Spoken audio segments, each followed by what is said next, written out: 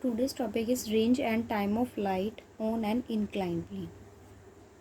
So first of all, क्या किया हमने, एक पार्टिकल को प्रोजेक्ट किया, ये एक्स एक्सिस है और ये मेरे पास क्या है, वाई एक्सिस है।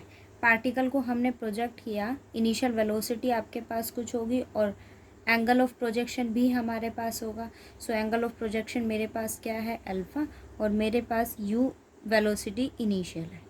ठीक है, वो बात कर रहा है आपसे कि आपको रेंज फाइंड आउट करनी है and time of light on an incline plane. Incline plane आपके पास मतलब कोई भी एक सरफेस हुआ जहाँ से आप किसी चीज़ को क्या करते हो, रेज्ड करते हो बाय रोप या फिर बाय एक्सटर्नल फोर्स, जो भी आप वहाँ अप्लाई करोगे।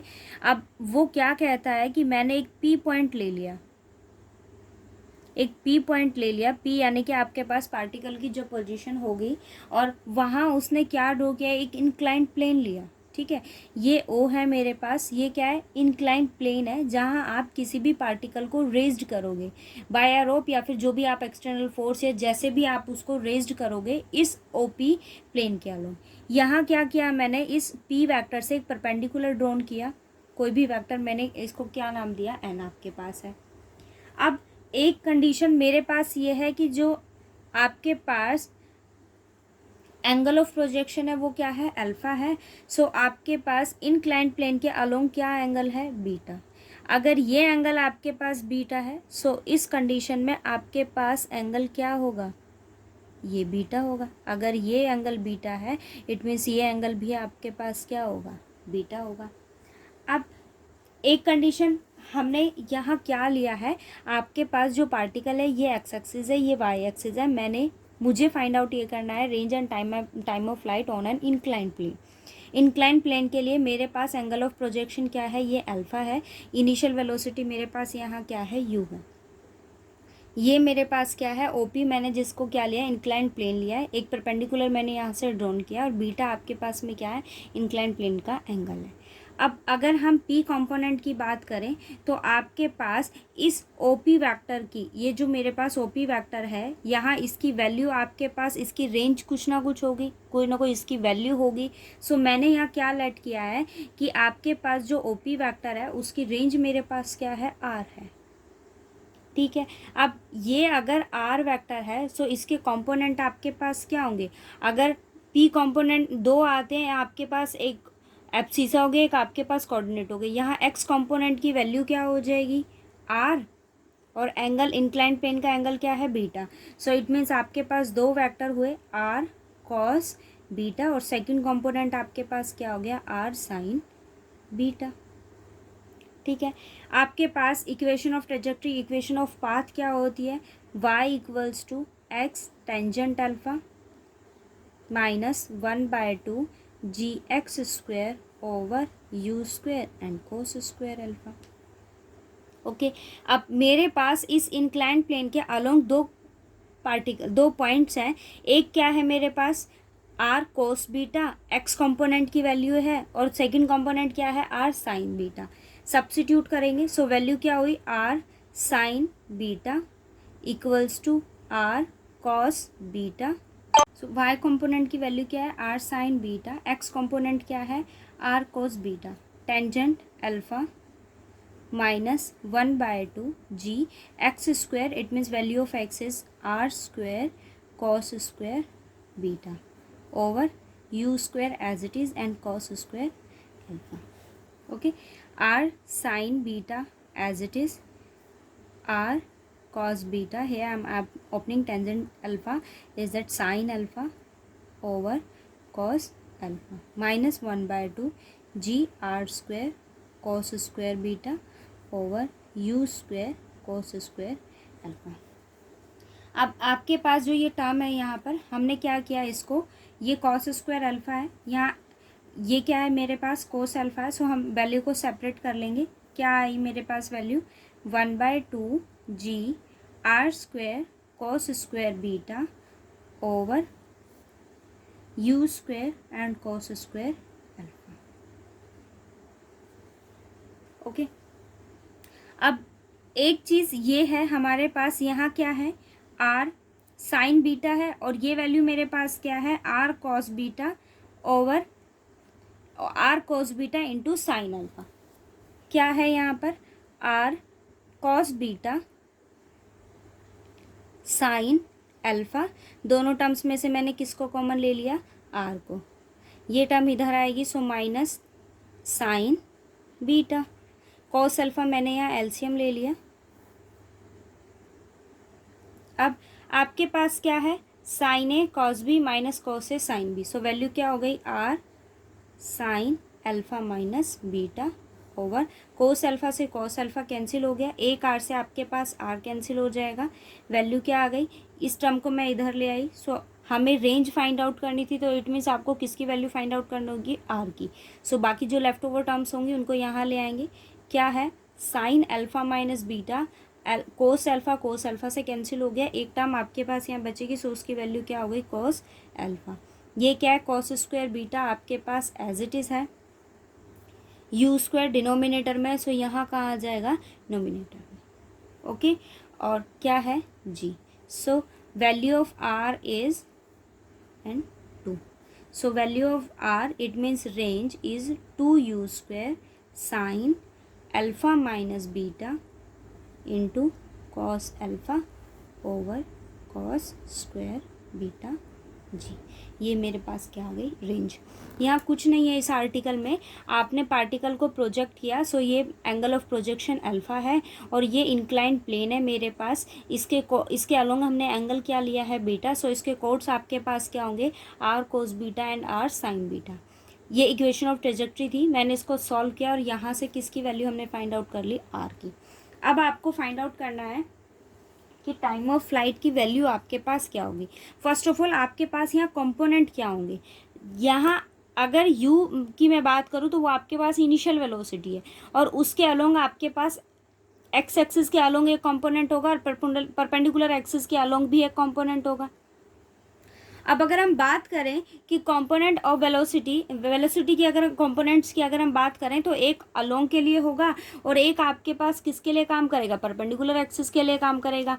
अब हमारे पास क्या है यहाँ, u उसकी इनिशियल वेलोसिटी है। अब अगर मैं आपसे ये कहूँ कि ये मेरे पास इंक्लाइंड प्लेन है, ठीक है, ये एंगल आपके पास क्या है, अल्फ़ा, और ये एंगल आपके पास बीटा, इट मीन्स ये एंगल मेरे पास क्या होगा, अल्फ़ा माइनस बीटा होगा। सो प्लेन के अलोंग आपके पास अलोंग के लिए कौन सा पार्टिकल काम करता है, अगर हम वेलोसिटी की बात करें तो क्या कंपोनेंट होगा, u cos alpha minus beta, ठीक है। मुझे time of flight find out करना है। सेकंड कंडीशन अगर मैं परपेंडिकुलर की बात करूँ तो उसके लिए कंपोनेंट क्या होगा, u sine alpha minus beta, ठीक है। अब हम बात कर रहे हैं एक्सेलरेशन की। सो एक्सेलरेशन के लिए आपके पास में यहाँ क्या कंपोनेंट होगा, अगर हम अलोंग की बात करें उसके लिए क्या कंडीशन होगी,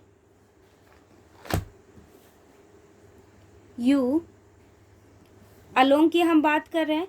सो ये हमारे पास एक्सेलरेशन, ये वेलोसिटी है तो एक्सेलरेशन आपके पास यहाँ कहीं काम करेगा।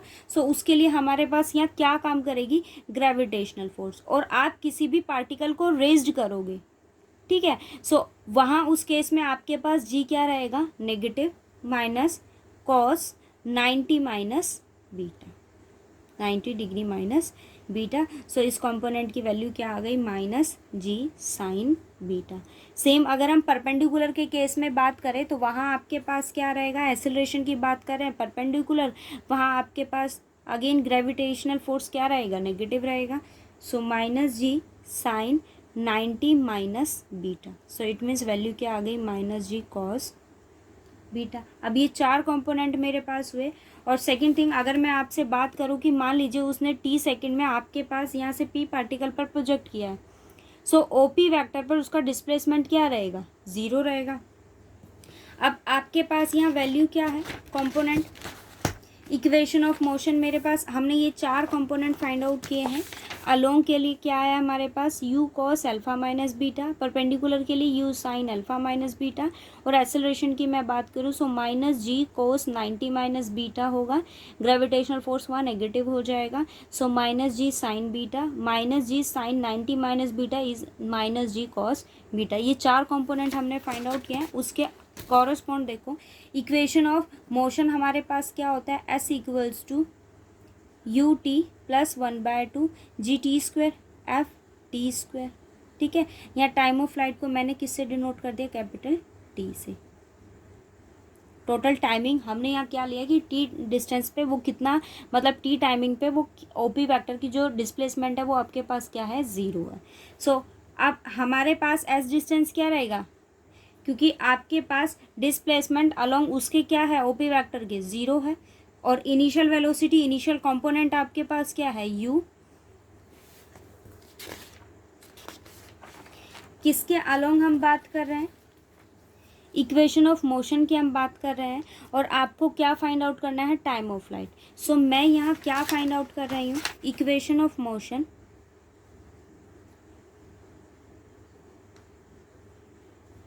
परपेंडिकुलर टू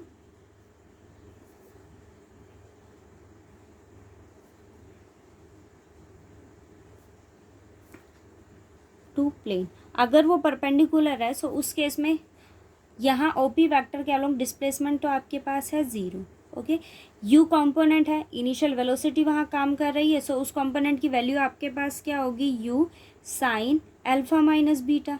ये चार कंपोनेंट हमने यहाँ फाइंड आउट किए थे।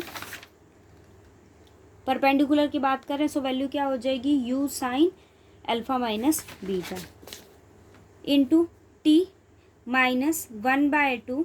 एफ एक्सीलरेशन की वो बात कर रहे हैं, और परपेंडिकुलर में हमारे पास एफ एक्सीलरेशन की वैल्यू क्या आई है, minus g cos beta. So value क्या हो गई, minus g cos beta t square. So u sine alpha minus beta plus ये क्या आ गया मेरे पास, minus 1/2 g cos beta. Okay, t square, दोनों कंपोनेंट से मैंने किसको कॉमन लिया, टी को। So u sine alpha minus beta minus 1/2 g cos beta t. अब आपके पास वो क्या कहता है, ये दो टर्म्स का प्रोडक्ट है, या तो टी आपके पास क्या रहेगा, ज़ीरो, या फिर ये वैल्यू आपके पास क्या रहेगी, ज़ीरो, बट टी ज़ीरो नहीं हो सकता। It means you have u sine alpha minus 1/2 g cos beta t is equals to zero. मुझे वैल्यू किसकी फाइंड आउट करनी है, टी की। सो वैल्यू फाइंड आउट करेंगे, क्या आ गया, u sine alpha minus beta is equals to 1/2 g cos beta t. इसके कोफिशिएंट इधर डिवाइड में आ जाएंगे। So u sine alpha minus beta over g cos beta. ये मेरे पास क्या हो गया, उसका टाइम ऑफ फ्लाइट। ठीक है, अब आप इसको देखो, ये टाइम ऑफ फ्लाइट है, हमने रेंज क्या फाइंड आउट किया है,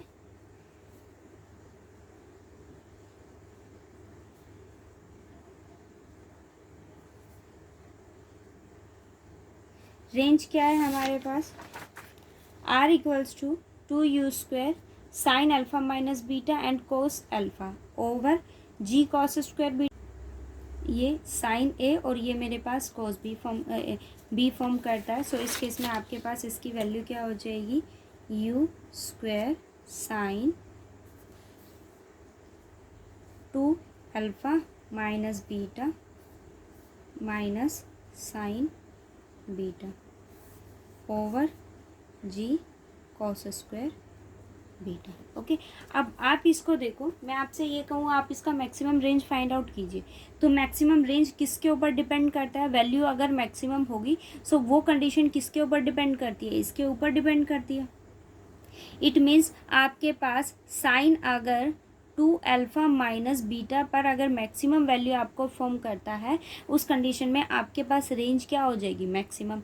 बट साइन की मैक्सिमम वैल्यू हमारे पास क्या होती है, 1। साइन 1 आपके पास कहाँ फॉर्म करता है, π/2 पर।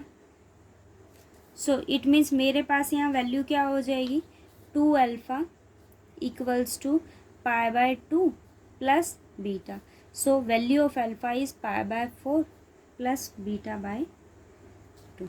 इट मीन्स आपके पास ये मैक्सिमम कब फॉर्म करेगा, जब अल्फा की वैल्यू आपके पास क्या होगी, π/4 प्लस बीटा/2। इसकी वैल्यू मेरे पास क्या हो जाएगी, π/4 प्लस बीटा/2। इस केस में आपके पास उसकी वैल्यू क्या रहेगी, मैक्सिमम रहेगी।